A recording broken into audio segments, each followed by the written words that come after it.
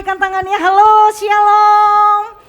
Coba Bapak Ibu tengok ke belakang sedikit, lambaikan tangannya, halo shalom. Walaupun wajah tertutup masker, tapi pancaran kasih dari mata kita itu tetap mengalir dengan luar biasa buat saudara-saudara seiman kita, amin.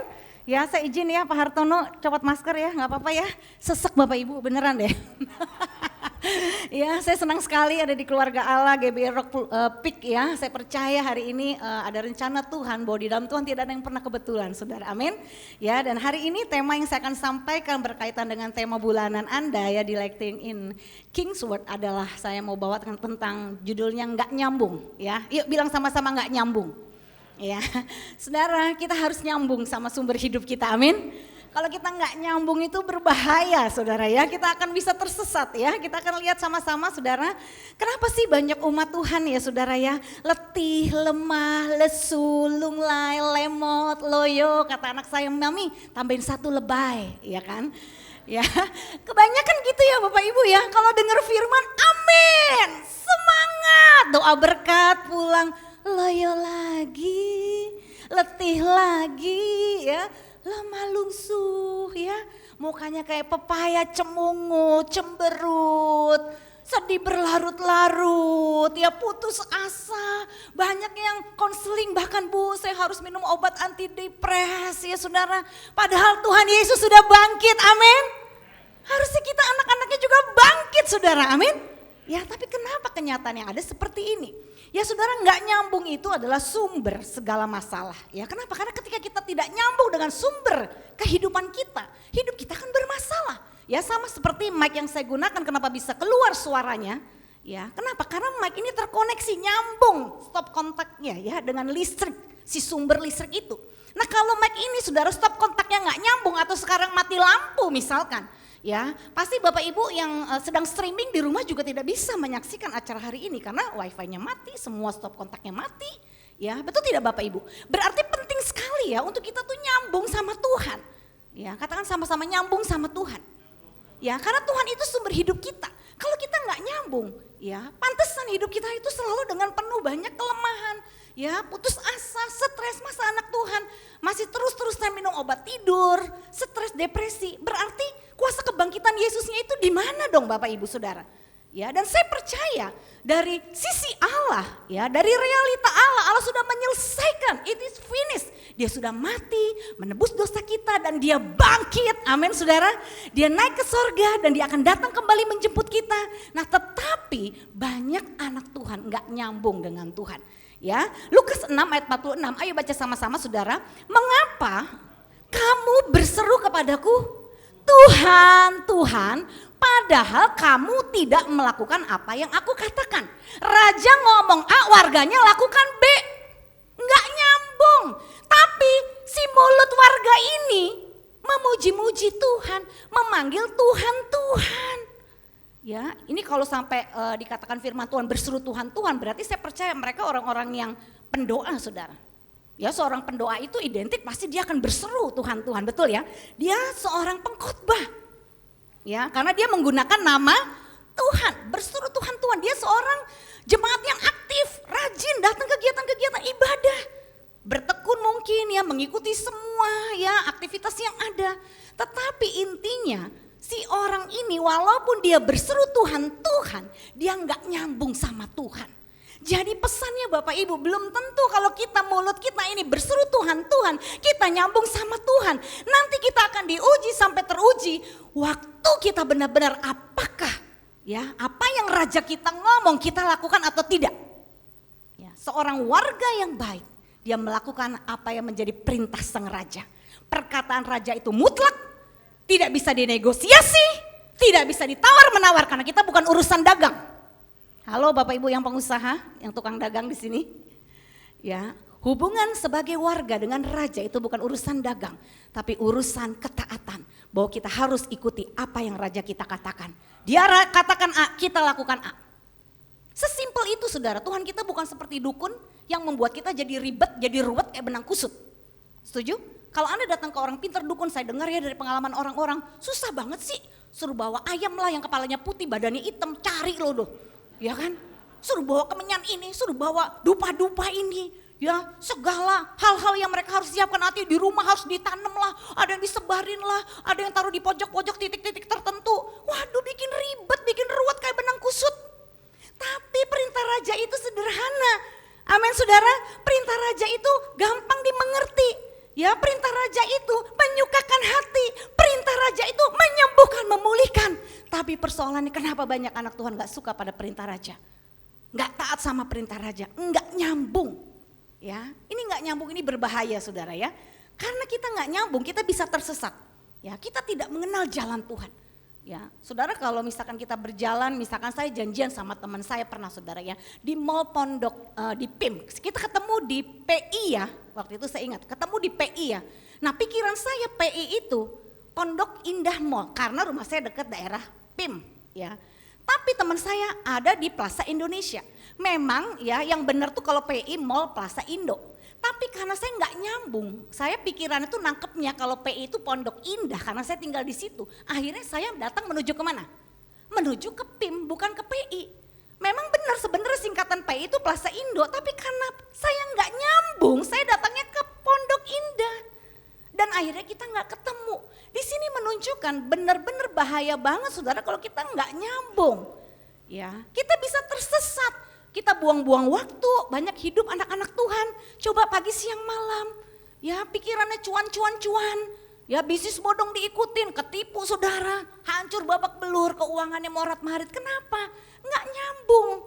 Ya akhirnya tersesat, dia nggak paham. Makanya mulut jangan hanya kalau dengar firman amin amin. Waktu saudara amin, Roh Kudus tolong. Cerahkan hati dan pikiran saya supaya saya understanding, bukan misunderstanding. Amin. Amin saudara, untuk saudara paham, untuk saudara nyambung, saudara perlu pencerahan Roh Kudus. Makanya kuasa Roh Kudus itu dahsyat menghidupkan kita, membuat mata kita yang buta bisa celik melihat, membuat hati kita yang keras, kita bisa terima firman dengan lemah lembut. Saya dulu sangat keras hati saudara, saya 3 SMP sudah memutuskan dalam hati ngomong gini, jangan sampai sekalipun lo ya Pah, lo terima pengampunan gua. Ya sampai mati nih ya lo lihat, gua gak akan bisa ngampunin lo. Wah saya sama papa saya dendam sekali saudara. Ya kenapa? Karena saya berpikir karena papa lah saya jadi korban. Saya merasa saya korban karena perbuatan papa saya. Ya tetapi saudara, lewat proses kehidupan yang luar biasa ya saya alami dalam hidup saya. Sampai ya pada waktu saya umur 21 tahun saya menerima lawatan Tuhan. Kasih Tuhan menyentuh saya, kasih Tuhan mengubah paradigma saya. Saya nyambung sama Tuhan. Tuhan ngomong gini sama saya, Sandy kenapa kamu benci papa? Papa kamu juga disakiti opa kamu. Saya langsung inget ya, opa saya juga kawin 3 kali. Papa saya dari kecil juga suka melihat opa saya kasar sama oma. Selingkuh sana selingkuh sini. Pasti papa saya juga terluka. Yang ada saya jadi tidak benci papa saya. Saya yang ada jadi punya apa? Belas kasihan sama papa saya menangis. Iya juga ya Tuhan. Kenapa selama ini saya merasa saya korban? Tuhan interupsi, Tuhan intervensi, Roh Kudus memberikan pencerahan. Bukan kamu nak yang jadi korban, kamu tidak pernah jadi korban atas perbuatan siapapun. Tapi aku Tuhan, aku yang sudah jadi korban untukmu, aku mati di kayu salib untukmu, aku mencintaimu, I love you. Ya di situ hati saya, wah saudara tersentuh. Ya kekerasan hati saya yang selama ini saya pertahankan, ego saya remuk saudara. Ya saya dapat pencerahan dan saya dapat mengampuni papa saya, kami dipulihkan, keluarga kami akhirnya menjadi indah melayani Tuhan. Ya, kenapa? Karena saya nyambung sama Tuhan. Ya, kenapa banyak orang Kristen simpan dendam, simpan amarah, simpan kedengkian. Ya, saudara pemberontakan gak bisa submit. Kenapa saudara? Karena belum nyambung sama Tuhan. Makanya kita saudara ya, di momen ya saudara kebangkitan Yesus ini kita punya sikap hati satu deh Bapak Ibu saya sarankan. Supaya kita nyambung sama Tuhan, kita harus patahkan ego kita. Kita harus meremukkan ego kita. Ya, tadi Pastor Timotius Arifin bilang, Tuhan Yesus aja Tuhan loh. Dia datang ke dunia, mengosongkan dirinya, mengambil rupa seorang hamba, ya kan? Saya kalau berpikir gitu aja, nggak ada alasan loh untuk saya itu mengeluh, nggak ada alasan loh untuk saya itu bersungut-sungut. Waktu saya melihat pengorbanan Yesus, ya ampun Tuhan, Engkau aja Tuhan, Engkau Raja, Engkau pemilik langit dan bumi, Engkau rela datang ke dunia. Mengambil rupa seorang hamba dan kau taat sampai kau mati di kayu salib. Apalagi saya yang memang orang berdosa. Ya kenapa saya memberontak? Kenapa saya mesti kecewa? Menyalahkan orang, situasi, keadaan, apa gunanya? Waktu pengorbanan Yesus itu saudara. Ya melekat di hati dan pikiran saya nyambung saudara. Ya, dan saya bisa memaknai, ya, melihat kenyataan hidup itu bukan dari realita yang saya lihat, tapi dari realita ilahi. Amin saudara. Kebanyakan kan saudara kalau menghadapi hidup suka ngelihatnya sama yang mata jasmani saudara lihat. Banyak orang ngomong gini, Bu Sandy, saya ini udah sungguh-sungguh ikut Tuhan loh Bu. Saya benar-benar loh Bu, penyerahan total sama Tuhan. Saya tinggalkan hidup lama saya. Saya beri hidup, saya melayani Tuhan. Saya beri perpuluhan, saya beri persembahan, saya rajin ikut Tuhan. Tapi kenapa setelah ikut Tuhan sungguh-sungguh kok hidup saya makin susah? Loh, kok jadi tersesat dia? Ya kan? Loh, emangnya ibu kalau ibu gak sungguh-sungguh ikut Tuhan, ibu gak tambah susah? Halo? Halo? Halo? Loh saudara, lebih baik kita susah menderita di dalam Tuhan atau di luar Tuhan? Loh, sama ya kayak orang gak kerja suka ngomong gini mas saya. Aduh gak ada kerjaan susah ya. Susah makan, susah beli, gak bisa bayar ini, gak bayar itu. Giran yang udah banyak proyek. Aduh susah ya, banjir proyek, kelabakan aku. Loh, setiap orang kan berarti ada susahnya, betul tidak? Mau banyak duit susah, mau gak ada duit susah. Mendingan susah banyak duit atau susah gak punya duit? Lah kan, ya jadi saudara nih bingung ya. Saya jadi kalau ngomong tuh apa ya, saya nggak nangkep atau dia ya, kok nggak nyambung. Ya, nanti kalau di konseling tuh suka kelihatan, makanya jangan cuman jadi orang Kristen yang suka konseling. Apalagi konselingnya cuman punya hati gini mau curcol, mau curhat, aduh saudara, itu buang waktu. Benar banyak orang konseling tuh mau buang sampah doang tapi hidupnya nggak mau nyambung sama Tuhan. Menggantungkan bahkan hidupnya sama pendetanya, konselornya. Ya pendetanya, konselornya bisa bertahan sama saudara berapa lama sih? Selama-lamanya saya konseling tuh setengah hari. Itu juga udah ekstra karena dia datang dari luar kota. Saya mau kasih waktu saya ekstra waktu saudara. Tapi ujungnya juga ngomong apa? Itu kan Bu Sandy, itu kan mamanya Bu Sandy. Kalau saya Bu gak bisa buat kayak gitu. Lo kemana aja dari tadi lo ya? Saya kesel loh saudara. Dia kan ngomong begini waktu telepon nih di luar kota. Iya, kalau Bu Sandy enak gak pernah ngerasain apa yang saya rasain katanya. Bu Sandy kan suaminya baik, romantis, sayang Bu Sandy. Ya puji Tuhan, haleluya, amin ya Bapak Ibu ya. Kan suami saya memang baik. Ya katanya saya gak ngerti perasaan dia, suaminya tuh selingkuh, KDRT dia gak nafkahin dia. Oke, saya memahami dong sebagai hamba Tuhan yang baik. Oke Bu, kalau begitu ibu merasakan saya tidak seperasaan sama ibu nih, karena saya gak mengalami. Ibu ketemu mama saya deh. Mama saya ngalamin apa yang ibu rasakan. Oh begitu ya Bu, ya tak datang ya Bu ya, datang bener. Janjian saudara, kita dari waktu itu masih tinggal Bekasi ya, ketemu di daerah utara, barat saudara. Ya udah ngomong panjang lebar, endingnya dia ngomong begitu. Itu kan Bu Anda memang bisa, kalau saya gak bisa. Aduh, ya gak nyambung juga, gak nyambung. Jadi saudara ya, saudara dengar firman tiap hari ya, apalagi sekarang di YouTube, di sosmed, Instagram banyak firman Tuhan ya. Saudara kalau sikap attitude saudara gak bener ya, itu gak ngaruh loh saudara. Bener loh gak ngaruh loh saudara. Saudara jangan pikir nih ya, oh hebat nih hamba Tuhan ini saya penggemarnya pastor ini. Saya tanya sama dia, terserah kamu mau menggemari siapapun pastor yang kamu gemari. Ya, kalau dia bukan gembala kamu, dia gak akan mendoakanmu. Karena yang dapat tugas tanggung jawab mendoakan jemaatnya itu gembala, harus berjaga-jaga atas jiwa domba yang dipercayakan. Ya. Dia senang dengar khotbah sana sini, tapi nggak ada submission sama gereja lokalnya, nggak ada submission sama pemimpinnya, nggak dengar perkataan raja ya lewat suara gembalanya. Bisa nggak bertumbuh saudara? Kagak. Mentok juga saudara, mau kemana-mana mentok, akhirnya capek sendiri kan? Ya. Capek sendiri saudara, kenapa? Karena dia nggak nyambung sama Tuhan.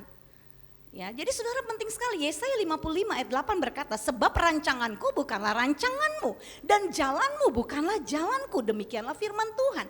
Saudara mau jalan menuju Bandung, ya Tuhan pengennya saudara ke Surabaya, itu kan nggak nyambung, jauh. Perkataan raja itu saudara memang tidak bisa diterima dengan logika kita. Ya, waktu saya misalkan waktu itu setelah saya bertobat Tuhan bilang, Sandy, saya mau kamu berhenti kerja. Saya mau kamu beri hidup kamu sepenuhnya melayani Tuhan. Oke, deal ya. Itu dalam sebuah momen nggak dipaksa, nggak ada angin, nggak ada hujan. Pokoknya saya merasa Roh Kudus pimpin saya untuk keluar dari kantor itu. Sementara saya itu lagi posisinya enak di perusahaan minyak oil company yang saat itu menjanjikan, gaji saya besar. Ya, karir saya juga lagi menanjak, happy banget gitu. Saya lagi kerja happy. Terus saya kan juga mikir gini, Tuhan panggil saya sepenuh waktu. Ini saya melayani Tuhan, anak-anak remaja loh, butuh cuan, butuh duit. Tak kalau mereka lapar, Ya, ini otak jalan nih saudara pikiran, lapar, pin beli teh botol, pin makan bakso lah, nggak usah mewah-mewah ya, yang sederhana aja. Lah saya duit dari mana? Mikir, terus hari-hari saya gimana? Terus masa depan saya gimana? Kok nggak nyambung banget sih Tuhan? Ya, pokoknya saya mau kamu berhenti, kamu stop. Saya taat saudara, saya stop, saya tinggalkan semua. Benar saya nggak megang duit saudara. Ya, benar saya mengalami ya kehidupan di mana saya dibentuk, dididik saudara. Yang tadinya bisa beli ini, beli itu nggak bisa. Yang tadinya bisa naik turun taksi, yang minimum tuh dulu transportasi saya taksi saudara. Sekarang mesti naik turun gojek, naik turun bis saudara. Nyium bau aroma tak sedap, kepanasan, kehujanan. Ya, tetapi waktu saya menjalani apa yang Tuhan perintahkan, saya jadi nyambung. Oh, Tuhan tuh lagi melatih saya. Ya, Tuhan lagi menguji saya. Apakah saya mencintai Tuhan atau tidak? Karena mulut saya gampang sekali berkata I love you Lord. Tapi waktu Tuhan suruh saya nggak mau lakukan. Saya bahkan lebih menjaga apa yang saya miliki sekarang. Ya. Tetapi pada waktu saya korbankan apa yang saya cintai, orang yang saya kasihi saya lepaskan, pekerjaan yang saya kasihi saya lepaskan. Wow, luar biasa. Ternyata pengenalan akan Tuhan itu jauh lebih mulia dibanding apa yang kita punya di dunia ini saudara. Anda bisa punya emas perak, punya aset banyak, tapi kalau tanpa pengenalan akan Tuhan, nggak nyambung sama Tuhan, sia-sia apa yang kau punya saudara. Benar, saya walaupun merasakan kesulitan, dididik Tuhan dengan proses demi proses, tapi di dalam kondisi ya cuaca yang panas, cuaca yang hujan badai, saya melayani Tuhan, hati penuh sukacita. Ya, saya pernah ada di posisi uang banyak, ya, wah fasilitas terjamin tapi hati kosong. Kenapa? Nggak nyambung sama Tuhan. Jadi saudara, pastikan hari ini apakah jalan yang saudara jalani sepanjang hari saudara, setiap hari dalam hidup saudara dari Senin sampai Minggu, itu benar-benar saudara berada di jalan Tuhan. Itu penting sekali. Kenapa? Kita belajar dari bangsa Israel saudara, Mazmur 95 ayat 10 ya. 40 tahun aku jemu kepada angkatan itu, maka kataku mereka suatu bangsa yang sesat hati. Dan mereka itu tidak mengenal jalanku. Saudara, bangsa Israel bangsa yang sesat hati. Padahal saudara kalau dipikir-pikir ya, kalau kita ada di posisi bangsa Israel saudara ya, kita ini ada di satu situasi yang melihat mujizat itu bukan yang kecil-kecil loh, yang spektakuler, betul tidak? 10 tulah, laut merah terbelah, nggak ada makan turun makan dari sorga, nggak ada minum keluar air, ya, ada tiang awan, ada tiang api, kok masih tetap sesat hati? Saudara, makanya ya saudara, pertolongan Tuhan yang saudara alami, mujizat Tuhan yang saudara alami belum tentu membuat saudara nyambung sama Tuhan loh. Banyak orang sakit minta Tuhan sembuhkan, setelah disembuhkan hidupnya tetap tersesat. Kenapa? Karena dia nggak nyambung sama Tuhan, benar nggak saudara? Jadi saudara, poinnya memang dasar hati kita ini saudara, pada waktu kita mengikut Tuhan, Tuhan akan menguji semuanya. Ya, apakah kita ini sungguh-sungguh ikut Tuhan karena apa? Ya, apa karena hanya berkatnya, mujizatnya, pertolongannya, kuasanya, atau karena kita benar-benar mengasihi Tuhan, itu akan teruji.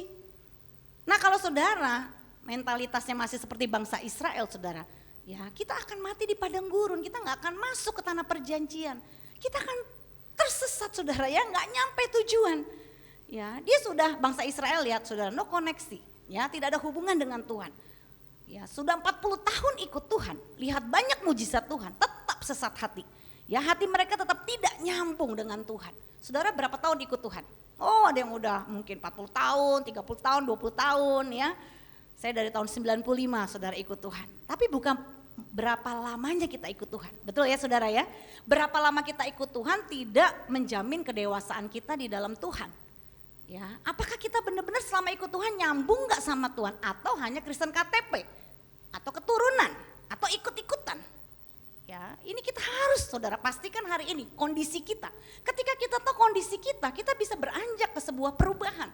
Ya, tapi kalau Bapak Ibu nggak sadar-sadar posisi Bapak Ibu sekarang, Bapak Ibu merasa nyambung sama Tuhan, padahal enggak. Nah itu berbahaya. Ya, mertua saya sampai dari Jakarta ke Bandung telepon. Aduh, ada yang lihat nggak ya koper mami? Koper mami kok nggak ada ya? Loh, tadi bukannya mami udah bawa? Iya, mami udah bawa, mami udah masukin mobil. Tiba-tiba pengerja cari saudara, kopernya ketinggalan di pintu bawah. Begitu keluar di gereja itu ada pintu saudara, ditaruhlah di situ. Mami merasa udah bawa, mami merasa tadi udah masukin. Nah, merasa doang saudara. Merasa doang padahal nggak dibawa, nggak dimasukin mobil. Ya, saya juga gitu pergi kemana-mana nyari ya kabel charge handphone saudara. Kalau baterainya udah lowbat saya kan mesti charge kan saudara ya. Lalu saya cari-cari, kok nggak ada nih kabelnya. Perasaan tadi udah saya masukin, ternyata masih nyolok gitu di samping tempat tidur saya. Bapak Ibu suka ngalamin gitu nggak, merasa sudah padahal belum? Ya jangan sampai ini penyakit ini terjadi dalam hal rohani kita. Kita merasa nyambung sama Tuhan padahal kita nggak nyambung, kita sudah tersesat. Ya, bangsa Israel hanya kenal perbuatan Tuhan namun mereka tidak kenal jalan Tuhan yaitu hati dan pikiran Tuhan. Dia nggak kenal, nggak nyambung dengan sang raja. Ya, dia hanya pikirannya kembali ke Mesir, lebih enak hidup di Mesir. Padahal Tuhan sudah menyediakan rancangan yang terbaik buat mereka saudara. Ya, Hosea 4 ayat 6, mari kita baca sama-sama. Umatku binasa karena tidak mengenal Allah. Karena engkaulah yang menolak pengenalan itu, maka aku menolak engkau menjadi imamku. Dan karena engkau melupakan pengajaran Allahmu, maka aku juga akan melupakan anak-anakmu. Makanya saudara, pengajaran itu penting. Ya, saudara kalau di gereja dengar pengajaran saudara pastikan, ya saudara itu nangkep, ya.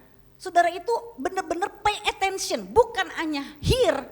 Ya kalau hear itu bisa dengar sambil gini, terus gimana? Ya terus itu hear. Ya, tapi saudara harus listen, ya, memberikan hati saudara, pikiran saudara untuk aware, ya, untuk mau tahu, oh Tuhan begitu ya, berarti selama ini aku seperti apa? Sambil kita menjadi satpam buat hati kita sendiri, jaga hati itu menjadi satpam, ya, minta Roh Kudus mengoreksi, ya, dan dengan kerelaan hati kita mau diubahkan, amin Bapak Ibu, sehingga kita jadi nyambung. Firman yang kita dengar itu jadi kita dapat, jadi harta kita. Saudara, firman Tuhan itu kan harta rohani, amin saudara. Harta benda yang saudara punya sekejap bisa hilang, betul tidak Bapak Ibu? Tapi harta rohani saudara tidak hanya nikmati di bumi, nanti setelah kita dipanggil Tuhan kita nikmati. Dan selama Anda hidup di bumi, hidupmu di bumi seperti di sorga. Kenapa? Karena kau punya aset rohani, harta rohani, menerangi hatimu, menerangi pikiranmu.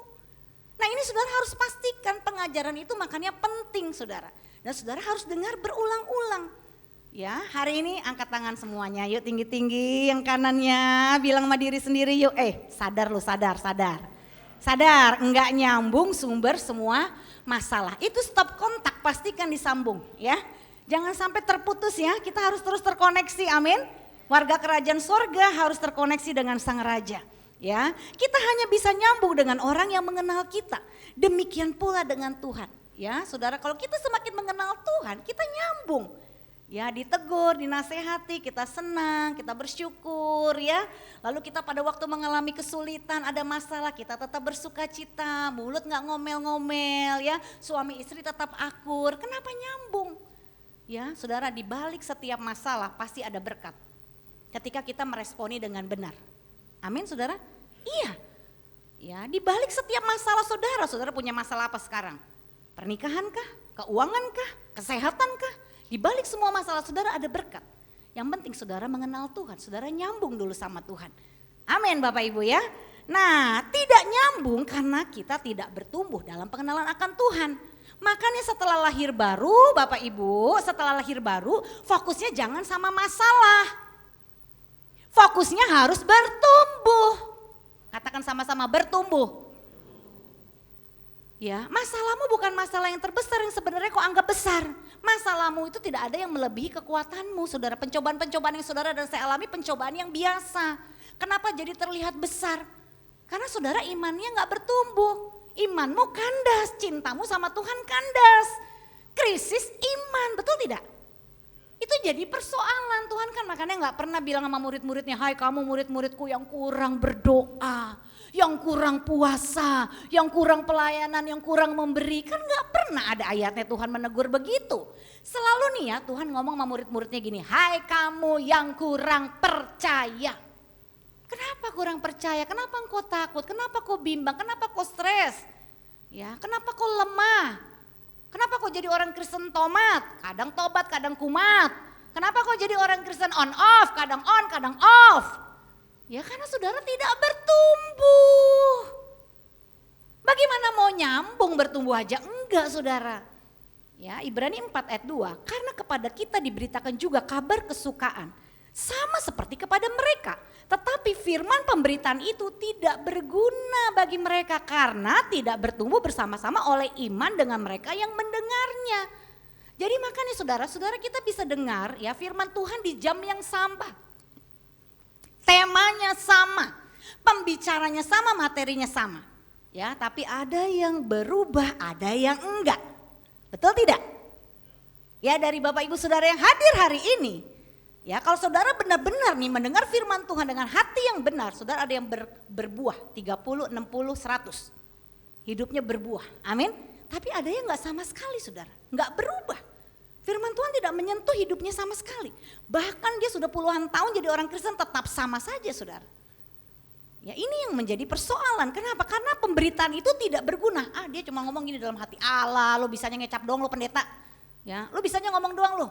Ya dia sikap hatinya sudah merasa gak berguna nih firman Tuhan buat gue. Atau dia datang udah kayak juri Indonesian Idol atau X Factor.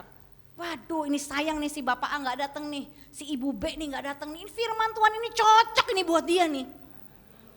Bener-bener pas ini. Mantul buat dia nih. Kenapa dia gak datang ya? Nah saudara, mereka gak merasa firman Tuhan berguna buat diri mereka.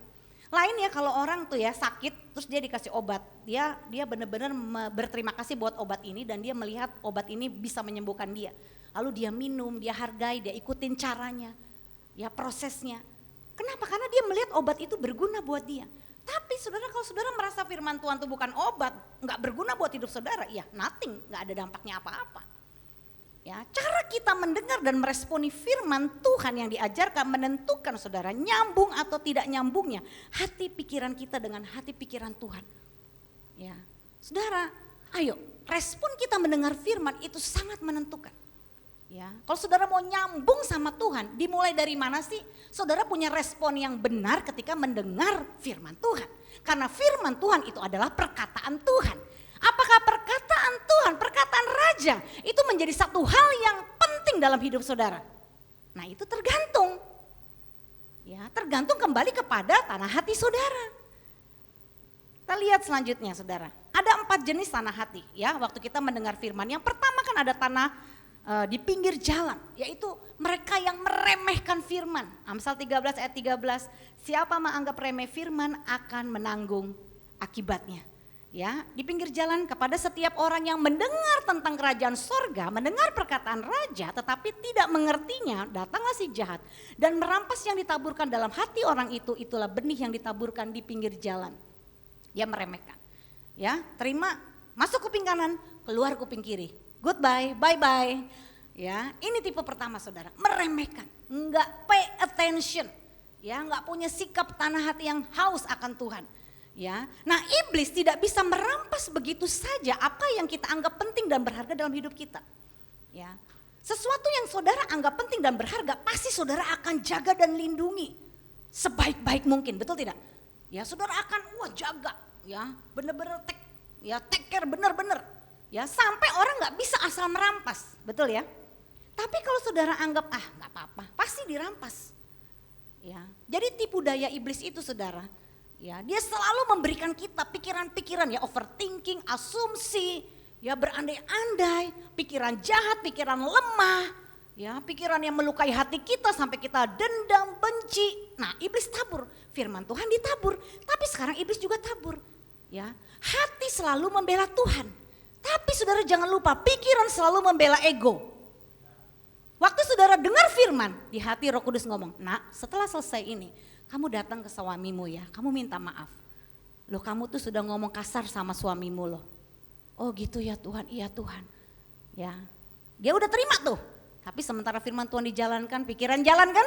Lalu dia ngomong apa setelah? Nanti doa berkat amin. Tapi kan Tuhan saya kan begini juga gak bisa dong diginiin terus. Wah, mau sampai kapan saya diinjek-injek? Waduh. Hati bela Tuhan, pikiran bela siapa? Bela ego kita. Akhirnya dilakukan gak tuh firman? Enggak. Hilang begitu saja saudara. Ya, kenapa? Karena kita anggap gak berharga. Kita lebih ikutin pikiran kita daripada hati kita. Yang kedua, tanah keras dangkal. Ya, tidak tekun, tidak berakar saudara. Ya, benih yang ditaburkan di tanah yang berbatu-batu ialah orang yang mendengar firman itu dan segera menerimanya. Wah, dia semangat saudara, dia terima. Dengan gembira, ada sukacita, mukanya sumringah. Ya, tetapi ia tidak berakar dan tahan sebentar saja. Apabila datang penindasan atau penganiayaan karena firman itu, orang itu pun segera murtad. Ya, ini orang yang sangat open, orang yang sangat ekstrovert ya, semangat, ya, ekspresif ya. Tapi waktu diuji nggak kuat saudara. Ya, dia cepat mundur dari Tuhan. Dia cepat lemah imannya saudara. Kenapa? Firman Tuhan tidak pernah masuk ke sini saudara. Alam bawah sadar, ada alam sadar, ada alam bawah sadar. Saudara tahu alam sadar kita itu hanya 12%. Alam bawah sadar kita bisa menangkap itu 88%. Jadi kalau firman Tuhan yang saudara dengar, saudara tidak sampai masuk ke alam bawah sadar, itu hampir mustahil kita melakukannya. Benar saudara, makanya dengar firman itu harus berulang, gak cukup seminggu sekali. Harus setiap hari. Kita bangun manusia batiniah kita dari sehari ke sehari. Makan itu firman, sama seperti tubuh saudara butuh makan setiap hari, roh saudara juga butuh makan setiap hari. Ya, nggak cukup hanya seminggu sekali. Nah, ini sudah harus menjadi gaya hidup kita. Ya, siapapun kita harus menyenangi firman Tuhan. Itu bukan kayak sekedar kewajiban saudara ya, tapi memang benar-benar kita butuh Tuhan, kita butuh firman Tuhan. Ya, dan ketika kita menerimanya saudara, kita semangat, tapi kita juga mengekspresikannya. Ya, mengaplikasikannya dalam hidup kita sehari-hari. Ya, pada waktu saudara mengalami hutang, problem keuangan, saudara terima kebenaran firman Tuhan. Kebenaran firman Tuhan berkata bahwa Tuhan adalah gembala yang baik. Ya, Tuhan adalah gembalaku, takkan kekurangan aku. Betul? Bagi saudara-saudara yang punya masalah keuangan, percayalah Mazmur 23. Renungkanlah, ucapkanlah Tuhan adalah gembalaku, takkan kekurangan aku. Lalu aplikasinya gimana ya? Ayo, kan gak tertulis lagi. Maksudnya Tuhan gembalaku, takkan kekurangan aku. Itulah butuh di mentor. Ya, butuh punya pendamping, pembimbing rohani. Supaya apa? Tuhan adalah gembalaku, takkan kekurangan aku. Jadi saya harus lakukan apa nih? Saya punya hutang 16 bank. Saya punya pinjol hutang 20 pinjol. Kredit card 16 kartu, pinjol 26 kartu. Teman saya punya utang sekian. Terus Tuhan adalah gembalaku, takkan kekurangan aku. Saya mesti berhadapan ke bank. Ya, kepinjol ke teman saya, bagaimana nih? Butuh mentor enggak? Butuh. Orang lagi kondisi lagi kok kasus hutang begitu saudara. Nah, kami layani demikian banyak sekali orang seperti itu. Menerjemahkan firman itu kan harus didampingi. Gimana kamu melakukannya? Ya, kalau cara menyelesaikan hutang aja teorinya itu ada 9 langkah menuju penyelesaian hutang. Ya, kita ada mentor orang 2 tahun, satu pun dia yang pertama belum dilakukan, gimana mau nyampe ke 9? Betul gak Bapak Ibu? Orang kan pengennya punya masalah tuh langsung seperti membalikan tangan kan. Hari ini beres hutangku selesai, enak aja. Ya kan gak begitu realitanya, betul gak Bapak Ibu? Lah kita dengar kebenaran, kita harus mengaplikasikannya. Oh, kalau kita sebagai suami istri rukun, hidup rukun, kesanalah berkat Tuhan dicurahkan. Amin. Tapi tiap hari Bu kita cekcok terus nih. Suami buka cek, istri buka cok, jadinya cekcok. Bukan buka cek terus ke bank cairin ya, ini cekcok. Nah, aplikasinya gimana tuh? Kalau kita suami istri hidup rukun bersama, kesanalah Tuhan memerintahkan berkatnya, oh haleluya. Aplikasinya gimana? Kan butuh mentor makanya, betul ya? Butuh didampingi, oh ini caranya, sama seperti anak bayi ya, dari dia merangkak mau belajar jalan. Itu kan butuh, dia kan jatuh-jatuh dulu, dia ditopang. Makanya harus ada komunitas, betul tidak? Komunitas itu membangun, menguatkan. Jangan komunitas jadi bigos, biang gosip. Ya, jadi tempat untuk apa? Menjas orang, menghakimi orang. Ya orang gak nyaman. Kita ini kan semua kumpulan orang-orang yang banyak cacatnya, banyak jeleknya. Kenapa? Karena jiwa kita memang belum sempurna saudara. Halo. Roh kita memang sudah sempurna, jiwa kita sedang disempurnakan. Gak heran kalau Anda dan saya masih bisa buat salah. Masih bisa gagal, katakan amin. Saya pun masih bisa buat salah, makanya saya butuh komunitas di saat saya salah arah, saya gagal, saya jatuh, ada yang menopang, ada yang menuntun. Amin Bapak Ibu, itulah gereja, gereja itu umpama seperti bengkel. Makanya kita jangan sampai terputus koneksi hubungan satu dengan yang lain. Saudara harus digembalakan dengan baik, hidup di tengah komunitas, saudara bertumbuh di sana, saling membangun, menguatkan, mendoakan. Ya, terjadi sebuah proses pertumbuhan supaya firman Tuhan bekerja dan bertumbuh dalam hidup kita. amin saudara. Ya, penting sekali supaya kita tidak jadinya malah terhilang saudara ya. Roma 4 ayat 22-21, ini yang Abraham alami. Tetapi terhadap janji Allah ia tidak bimbang karena ketidakpercayaan. Malah ia diperkuat dalam imannya dan ia memuliakan Allah. Dengan penuh keyakinan bahwa Allah berkuasa untuk melaksanakan apa yang telah ia janjikan. Abraham pegang perkataan raja, kamu akan menjadi bapak banyak bangsa. Walaupun kenyataannya anak satu aja gak punya, tapi dia tetap pegang perkataan Tuhan. Dia percaya. Nah, firman Tuhan harus berakar seperti itu, diimajinasikan.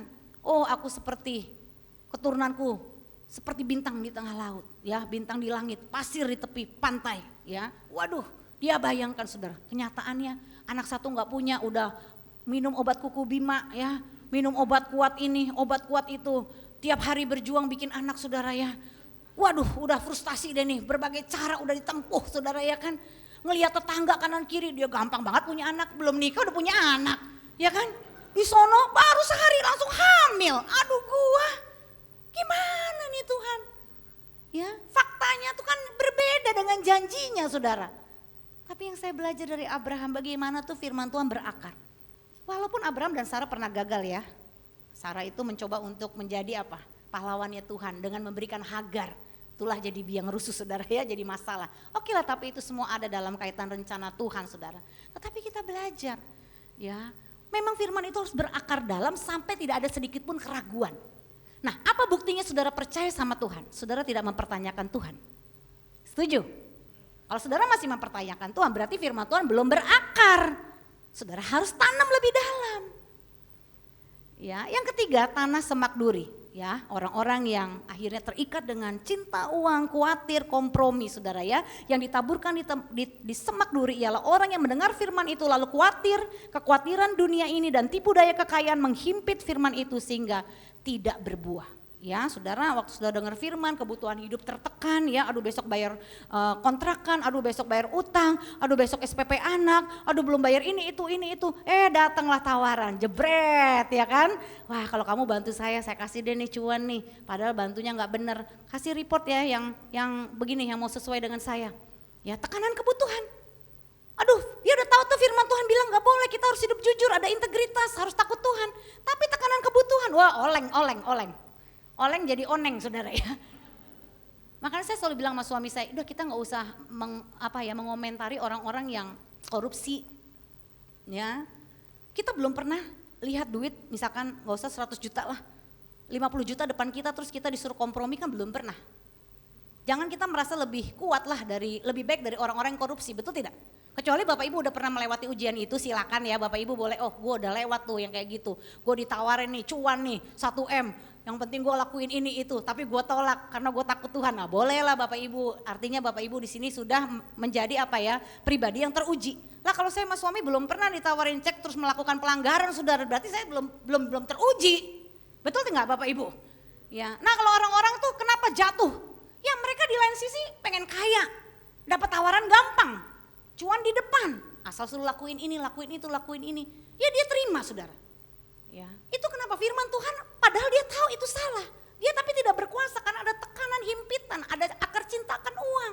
Di lain sisi dia kepengen membuktikan sama keluarganya, pengen jadi kebanggaan, pengen jadi mungkin anak tertua yang hebat, yang berhasil. Di lain sisi peluangnya datang tapi memang caranya nggak benar, akhirnya dia ambil peluang itu.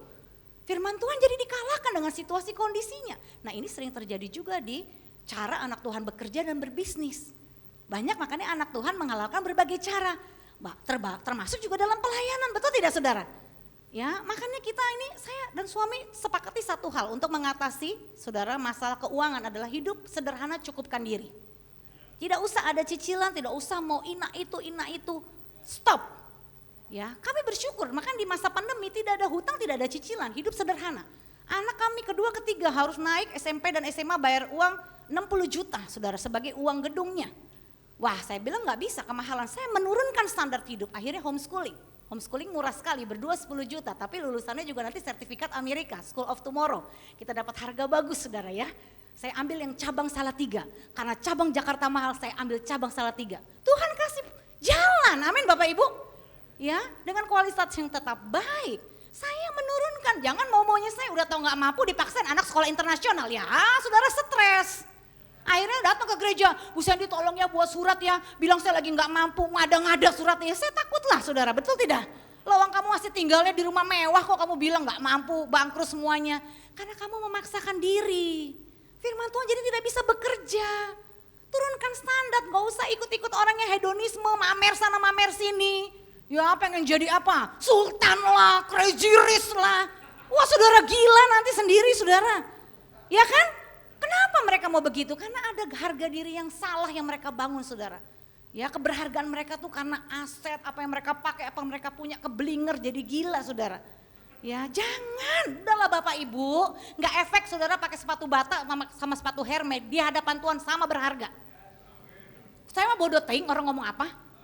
Saya lagi pelayanan nih ke MNC, ya contoh saya parkir mobil sebelah Pak Haritano punya mobil, yang nganter ngomong gini, Bu Sandy nggak salah mobilnya APV katanya gitu ya kan.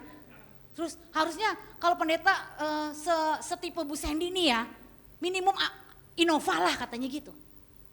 Lah untung saya tuh pulih gambar diri. Lu mau bilang gue sekelas Innova kayak apa? Gue sekelas harga diri gue seharga nyawa Yesus di kayu salib. Amin Bapak Ibu. Saya mah bodoh amat. Saya nggak terpicu gitu pengen ini pengen itu loh saudara, ngapain sih? Saya udah dapat sesuatu yang paling berharga dan saya sangat berharga karena saya diciptakan segambar dengan Allah. Tuhan Yesus aja mati buat saya, kenapa saya tukar harga diri saya kepada benda-benda?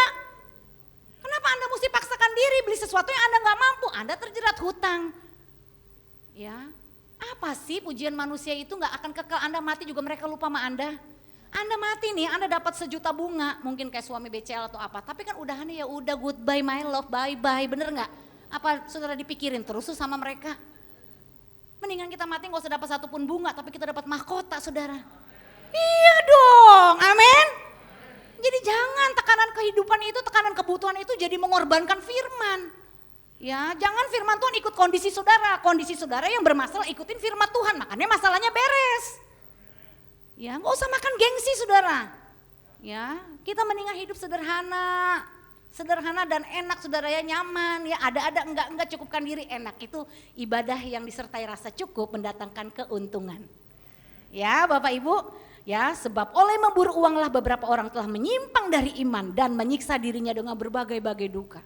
Ya saya kasihan sekali saudara, sedangkan di muslim saja sekarang sudah ditegaskan ya, bisnis-bisnis bodong apa semua ya itu tidak diizinkan, itu haram ya, sementara di Kristen memang belum ada penegasan saudara ya, sehingga banyak orang Kristen yang tertipu ya masuk dalam perangkat ini saudara ya, oleh jerat ya, ingin cepat kaya, menyimpang dari iman. Kasihan saudara ya, oleh sebab itu kita harus waspada ya. Yang keempat, kita mau jadi tanah yang subur dan baik. Kita mau tekun dan terus berakar di dalam firman. Yang ditaburkan di tanah yang baik ialah orang yang mendengar firman itu dan mengerti. Dan karena itu ia berbuah. Ada yang 100 kali lipat, ada yang 60 kali lipat, ada yang 30 kali lipat. Ya, saudara mau menjadi tanah hati yang subur di hadapan Tuhan? Kita akan berbuah saudara. Nah, cara kita mendengar dan meresponi firman yang diajarkan menentukan nyambung atau tidak nyambungnya hati dan pikiran kita dengan Tuhan. Ya, saudara, kalau saudara mau latihan, saudara bisa praktekkan ini di saat teduh saudara pagi-pagi. Skor, ya skor itu tentang yang namanya saudara, kalau di saya itu skor itu S-nya itu yaitu sasaran. Ya, jadi kalau saudara baca satu ayat nih, misalkan contohnya Tuhan adalah gembalaku, takkan kekurangan aku.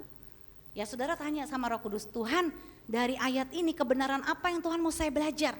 Itu S-nya tuh, ada sasaran, ada kebenarannya, ada tujuannya kita baca ayat bukan hanya sekedar baca.